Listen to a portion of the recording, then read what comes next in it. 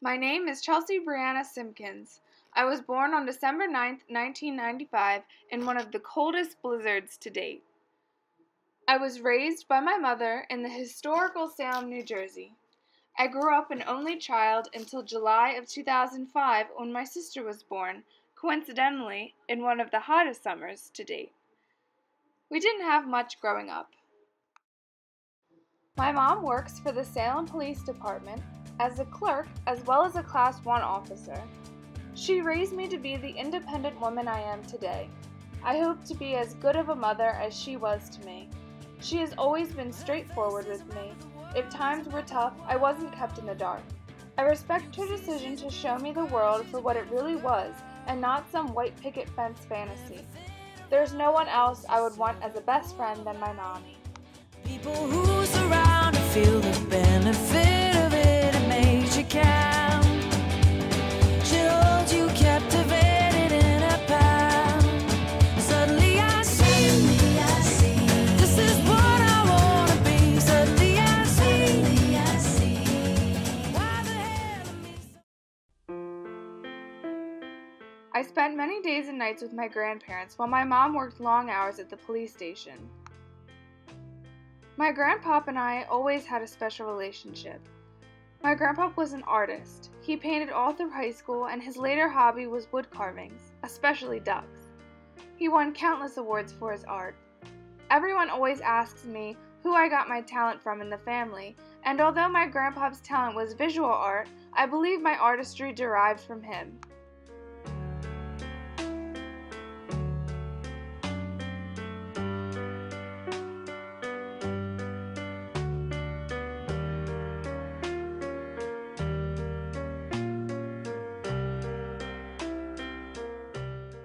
He also introduced me to a genre of music I still know and love today, rock and roll.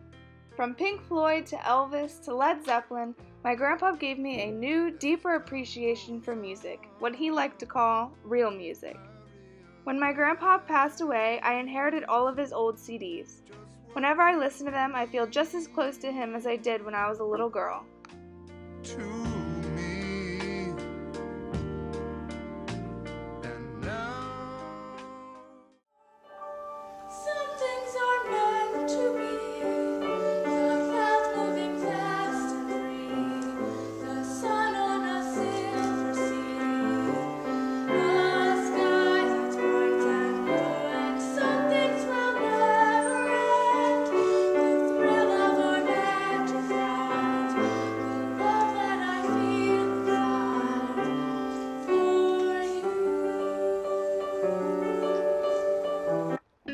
I attended elementary and middle school in the small countryside town of Mannington, New Jersey for 10 long years. I got involved with music in 4th grade when I was eligible to join choir. Our music teacher tried her best to keep us interested in choir with trips to water parks and mini tours to nursing homes, but middle schoolers can only put up with boring part-plunking rehearsals for so long.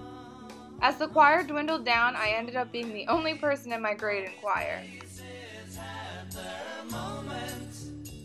In 7th grade, I auditioned for South Jersey Junior High Chorus. Little did I know that this experience would change my musical life forever. I was thrown into a lion's den. Solfege, dynamics, sight reading, I couldn't even tell what note the song started on. I was so overwhelmed. I could have quit and walked out right then and there. But I looked around and noticed this choir had a different energy than the choir back home. No one signed up for this choir for free pizza or water rides. We all wanted to be there and create music together. I craved more. Every decision after that point had to do with finding the music I was able to find in South Jersey Chorus.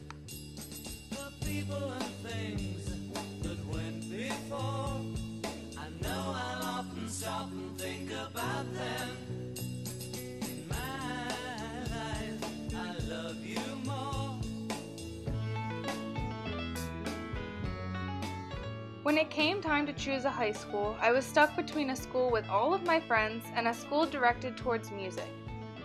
As a teenager, this was a way harder decision than it may look now. When it came to decision time, I followed my gut and went towards the music.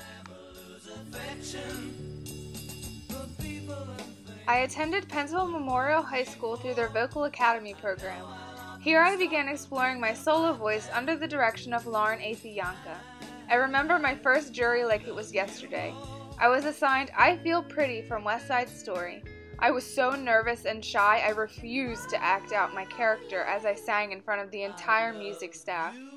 I probably looked so silly. It's a good thing I didn't end up choosing that other high school because I would have missed out on so many great friends and opportunities. Pennsville's choir was my family.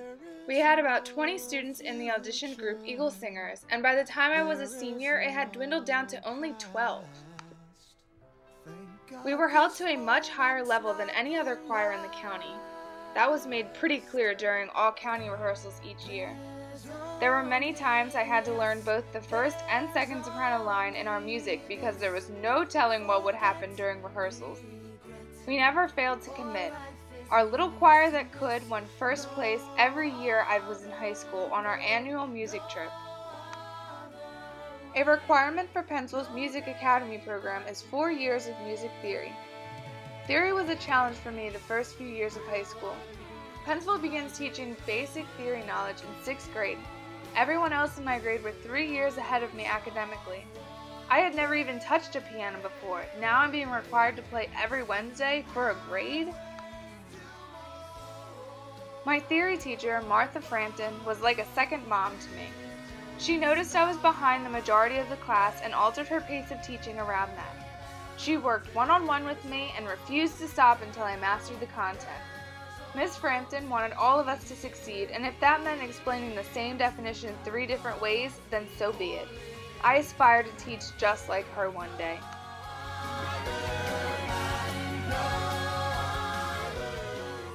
Of my 80 years and 10, 20 will not come again, and take from 70 springs a score it only leaves me 51.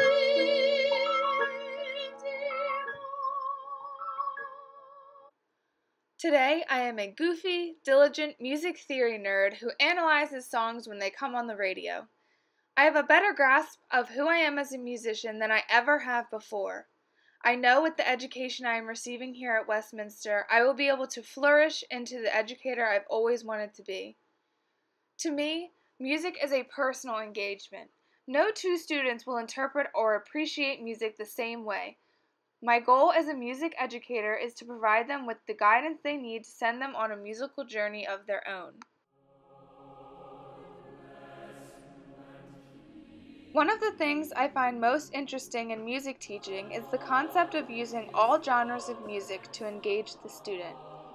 Miss Frampton used to have us analyze pop songs together as a class as a part of a warm-up.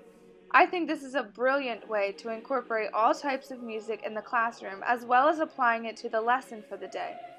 If my students are anything like me, they won't care about what cadences Beethoven used.